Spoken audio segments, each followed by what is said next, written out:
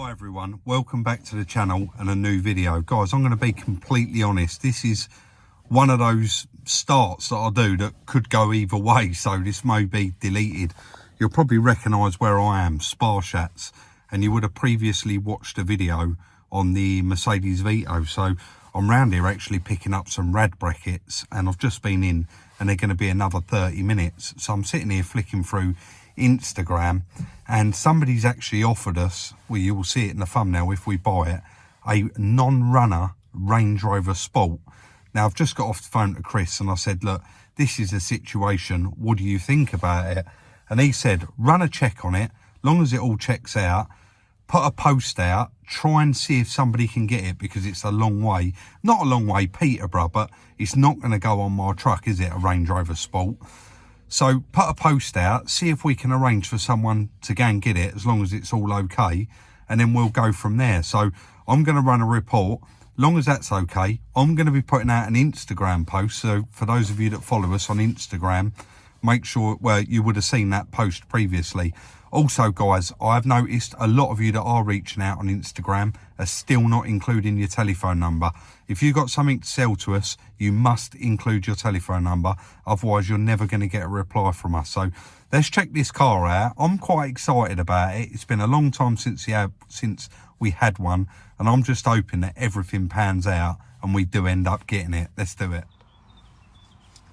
We may hear a few birds chirping in the background today, guys. It's a lovely day, so I've got the windows open.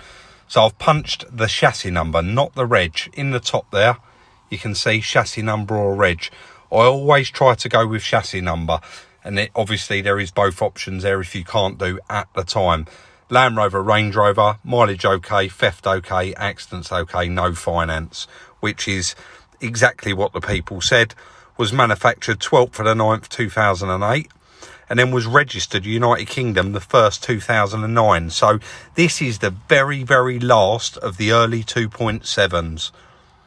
MOT there, near side rear wheel bearing. I'm not going to get into the MOT advisories, but there is quite a few. But the lady did say they've had quite a lot done to the car recently. There's a lot there on that failed MOT. Engine cover fitted, under tray fitted. I'm not really sure why they'd fail an MOT on all that stuff that can't be inspected, but you do get some testers like it. So various MOT failures and advisories there all the way down, but all overall nothing, not recorded as damaged, not reported stolen. The check is performed in all of these countries: United Kingdom, Romania, Czech Republic, Canada, Sweden, Slovenia, and that is just to name a few. The mileage there's no dips in it whatsoever. It's all going up in the right direction. So we've got no issues there. And nothing else is found there. Not even the car as listed on previous websites. You've got all the specs and equipment there at the bottom.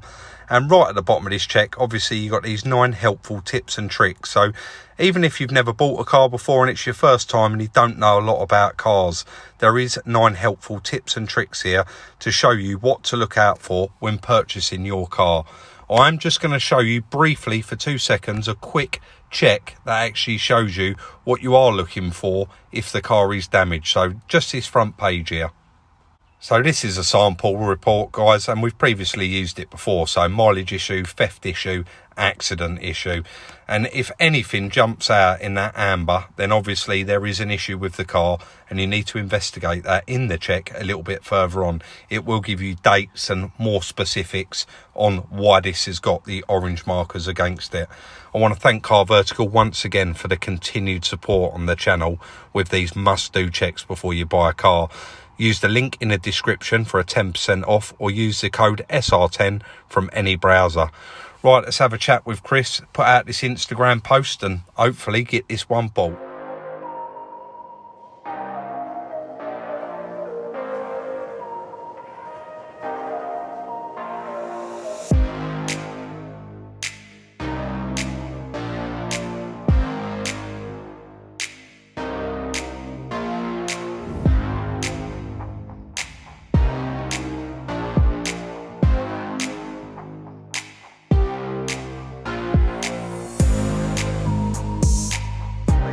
guess this is actually the next day. He actually arrived with this at about 7:45 last night.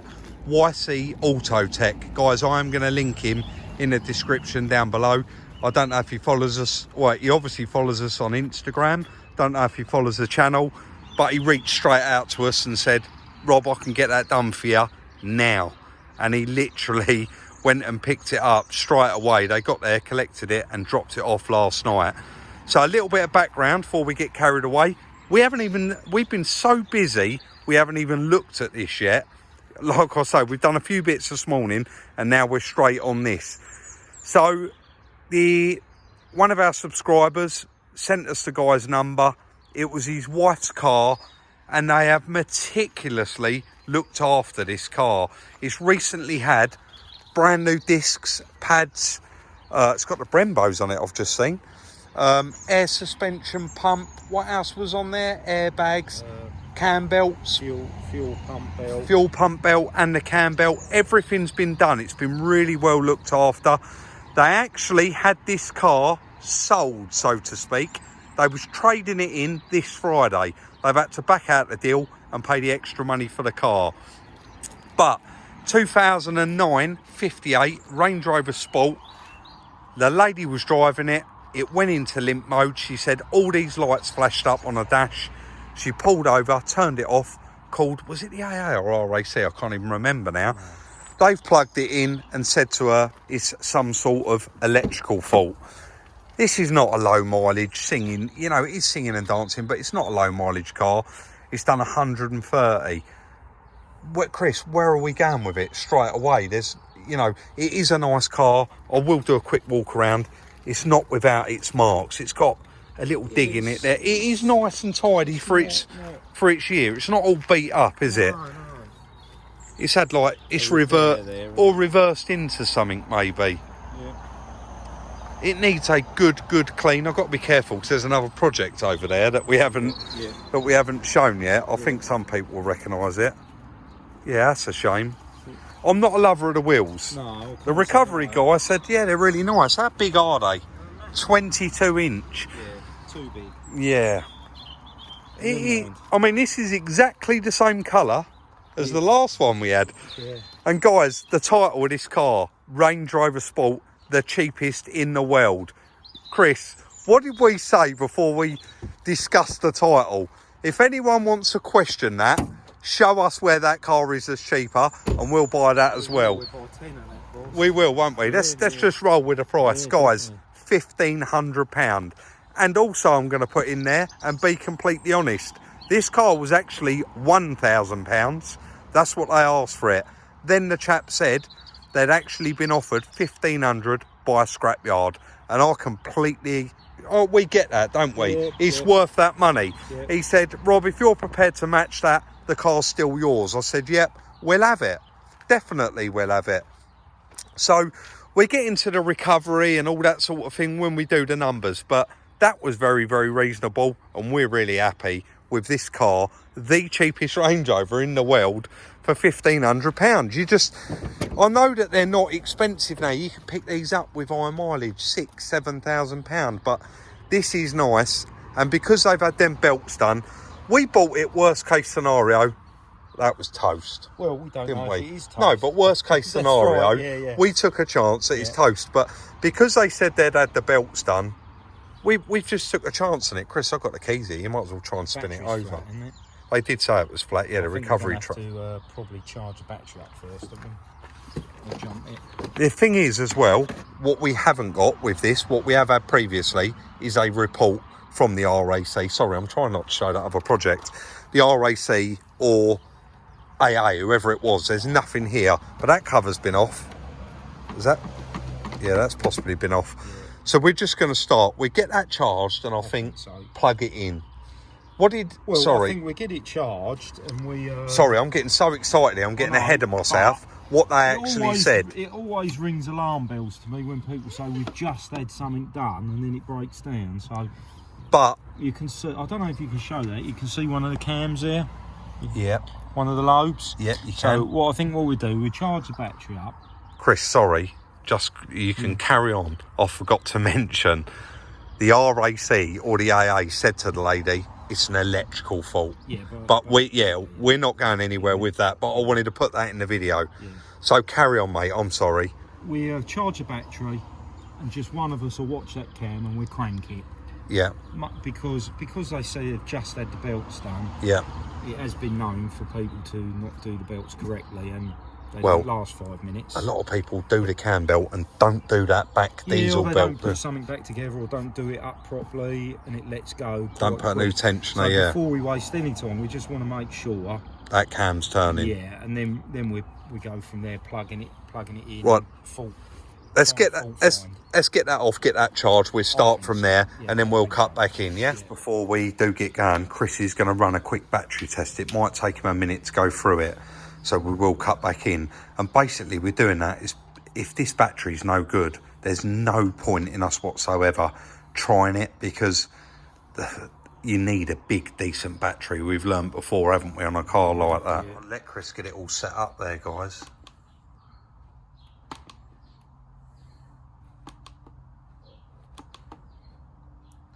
900, yeah. 900 amp, yeah. Can't really see that. Yeah. Healthy, 30% charge. 0%. So recharge, retest. Yeah, it says charge, retest. We've got the charger here, let's get it on. The battery's been on for about 30 minutes now. Chris has had this off and he has gone through. He just said, why, we got a bit of time, why the battery's charging. I'm going to go through every single one. He's checked every fuse, every relay. He did say that one of these relays was a bit high and he pushed it and it went home quite a way. So I'm sure that's probably not the answer, but he's got the little black book out. I'm not checking all of them, I'm just checking anything relevant, Rob. What, engine management? Exactly. Yeah. Otherwise you'd be all done. And you found them all right. I wonder how you knew where they was there. Yeah, we've been last time. down this road. We have been there before. If anybody hasn't watched them previous videos where me and Chris lifted the cab off one of these and changed the engine twice, you want to go back and watch those ones, guys, they are there. But we'll let Chris carry on checking them, and we'll probably be able to chuck the battery on in another 30 minutes or so. Make sure that cam's spinning round. You can see he's getting carried away, stripped quite a few bits off. Battery's back on. I don't know where's going to be the best place.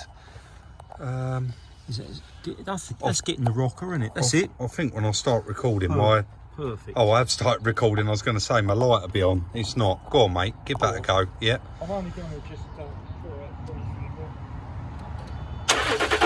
Yes. Try it again. Yeah. So the belt's intact then. Yeah. It does sound quite healthy, like the turnover, to be honest. Yeah. Right. So I think just put the top down. Plug it in. Code read it. Yeah, I'll run and get it. All right, mate. And then we go from there. Yep, guys, sometimes this does take a while to load up and get set in, so I'm going to get it all completely loaded and then run a health check, and then we'll cut back in, I think, don't you? Otherwise, this does take so long. So, back in a sec. We've plugged it in, and I'm going to let this completely load up before we actually start looking at it. Otherwise, we'll end up filming it all the way through, and it will take some time.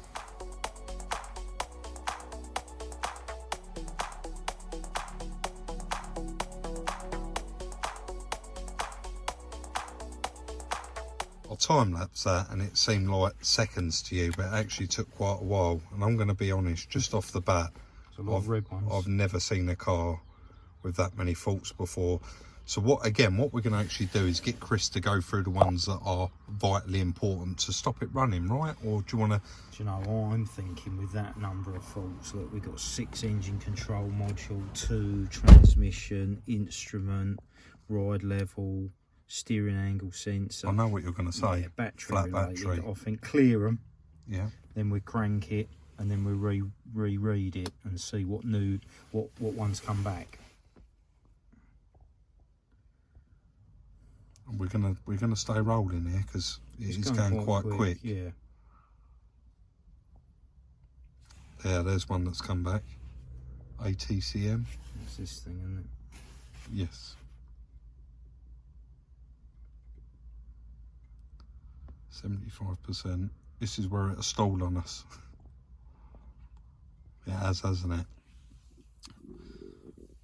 No, we're going.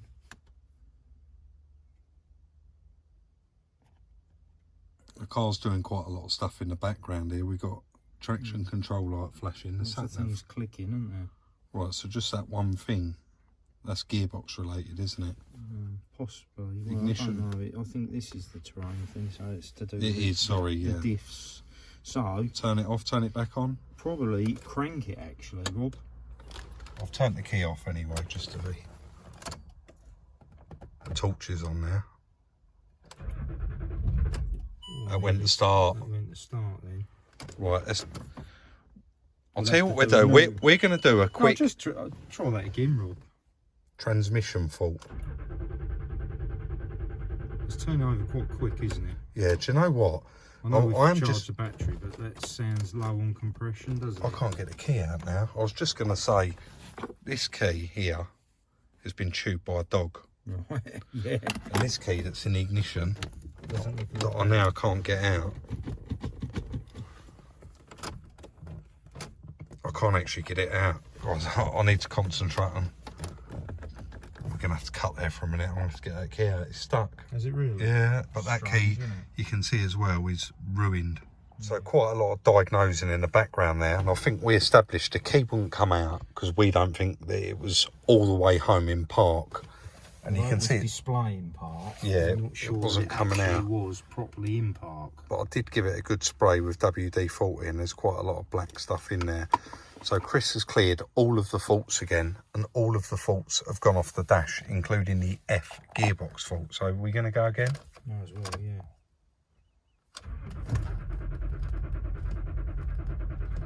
Nothing, no. No. I do think that's turning quite quick. I don't think it is, you know.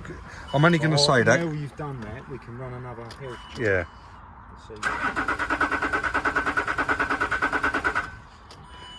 And to be fair, it did go to fire, didn't it? So we'll let Chris run another health check and then So we've got one ECM. This does keep coming up as an issue. Sorry, I've got the ignition off there, mate. The gearbox fault. Do that again, Yeah. Well, do you know what? We'll do that off camera, otherwise it'll be...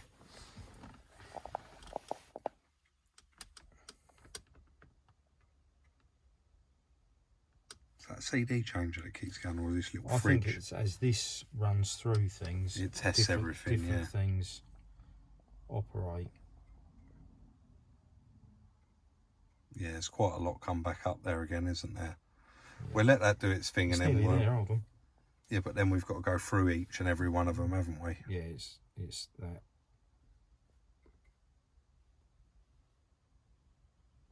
Invalid data received from vehicle dynamics control module. Yeah, which is in there, yeah.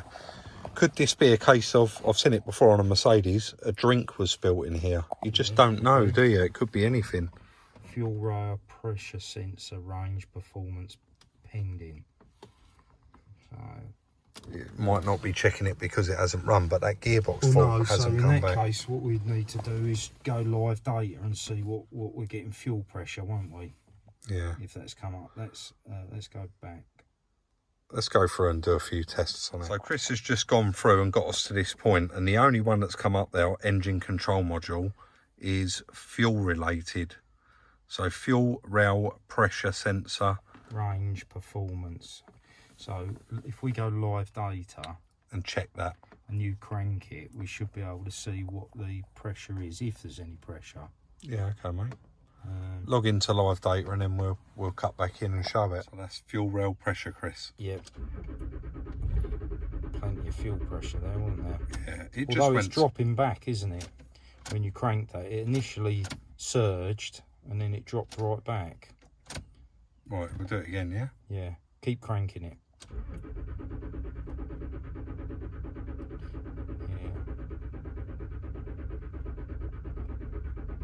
Yeah, it's got plenty, hasn't it? It has, yeah, and it did go to fire up so again. I wonder then. why that's flagged as a fault. But there must be a fault there somewhere. Yeah, Do you know the funny thing is the keys got stuck again? Yeah. But neutral, Yeah, the key's got stuck again. Which is definitely related to this. I don't know if it is, you know, now saying that. Right, ignition's on, that should move now.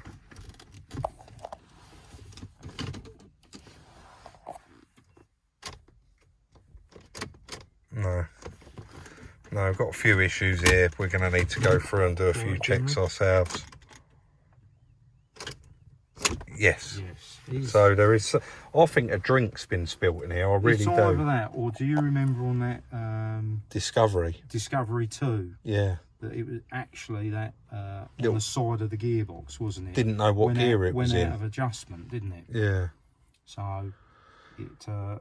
We just keep looking through. I think we've got loads of investigations to do. It could be because that's what they call it, interlock. Which is like it immobilises it, so you can't start it in a gear or in drive. That's right.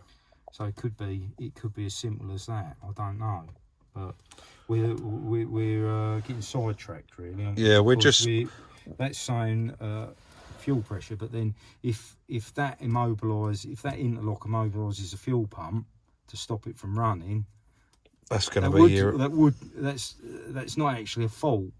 He just thinks it's a fault. It's doing it on purpose to prevent. Yeah, along with other things that it knocks out to stop it running. We'll do a few more tests off camera, I think, on live data, just check everything, and then we'll have a cut back in. Otherwise, we're going to be pointing the camera at the computer all afternoon. Try and bypass that. Yeah, they do plug in underneath, don't they? Yeah. We've had the cab off one of these, so there is a wiring plug for it. Let's see what we can do. Guys, we are leaning towards fuel. Even though it says it's got fuel pressure, it did go to fire up. Chris said this could be, it's never had a fuel filter on it. It could be that switch for the gearbox, because we've struggled a couple of times there to actually get the key out the ignition, and after you play around with the gear stick itself, it actually does eventually release the key. You found a couple of wires there, Chris. What's that? That tray, the bolts are loose for that. That's the air suspension pump. Yeah. They did say it had a new one, so. It looks like the box is quite new. Does it? It's all loose. Someone's not quite tightened it all up. In an ideal world, what we just said, we'd like to start this up so that we could raise it. You're covered, mate. Yeah, I think we got something else to get on with, so we'll have a fresh mind on it tomorrow morning. Yeah. And of course, go through a few more checks. Although the fuel rail pressure's good, I suppose a good way to test it would be to actually pull one of the fuel pipes off. Well, there's a test point there, isn't there? Oh, there is a test point, you're right. It has got that, I'm sure this has got the electric pump in the boot as well as on the tank. And then the high pressure at the rear. Which primes up this pump, so. Yeah, so we might need to borrow Stuart's test kit, mightn't we? Yes. And we can test that pressure there then, can't from we? an external tool, yeah, definitely. Yeah, and go from there, I think. Right, we'll leave it there until the morning. Guys, you're going to absolutely hate us, and I'm pointing the camera at Chris when I say this. We are going to leave you on a cliffhanger. Unfortunately, look, when we need something that we don't use very often, or something that we haven't got in the tool room, like a diesel pressure tester, we very, very rarely ever going to need one. So what we do is actually borrow specialist tools every now and then off of a friend of ours called Stuart. And I've just rung him up and asked him if I can borrow his diesel pressure tester. And he said, Rob, do you know what? I actually broke it. So Chris has been online. He's actually just found one and you've ordered it. And it's going to be 3 or 4 days. Probably, yeah. Do you know what we got to look forward to with this Range Rover before I even move on? Go on. In the comments of every video now, it's going to be what is going on with this Range Rover. So I hope that turns up. Yeah. Guys, I'm going to quickly ask you, we don't know if this runs. We haven't had it running. You guys know that it doesn't run. You tell us in the comment section. You might as well make your guesses now. What do you think is wrong with this Range Rover Sport? And obviously we'll see how you get on. Chris, what do you think's wrong with it? I do think it's fuel related. Definitely? Yeah, I think so. Having looked at the scanner again, that's flagging up fuel rail pressure issue. So we know we're getting some fuel up there, else you'd have, on the live data, you'd have zero pressure. We're getting pressure, but the question is it a high enough pressure for those injectors to operate? Yeah. And that's so. First port of call is to check the pressure there. Diesel pressure. And compare it with the data and go from there. And that hopefully will eliminate the electric fuel pump in the tank. Yeah. And the fuel filter itself. All of the other faults that are coming up, we can't deal with any of them and even know if they are faults until we get this running. This car is a nightmare to work on if it's not running. You can't jack it up, you can't test stuff. You're still on the fence, would I be safe to say, with you think that was spinning over a little bit too fast, but you're not sure. For an engine that supposedly only just broke down, it sounded like an engine been standing a long time, didn't it? Spinning over, you know. We've had it before with the Transit that, do you remember? We have, yeah. And so you just, obviously you just question everything. You do. And assume nothing really. So, but that was good, wasn't it? To see that it was to see that it's spinning over, yeah. Getting, on the live data, we are getting some pressure, which indicates the high pressure pump is turning. Yeah. So the rear belt hasn't failed. So that's all good, isn't it? It is good, but like we say, it's, I'm afraid, going to have to be a cliffhanger on the cheapest Range Rover Sport in the world. Guys, drop us a comment in the comment section. Don't forget, like, subscribe, share this one on all your social networking sites. It's going to be a very, very interesting one. We'll see you all very, very soon in the next one.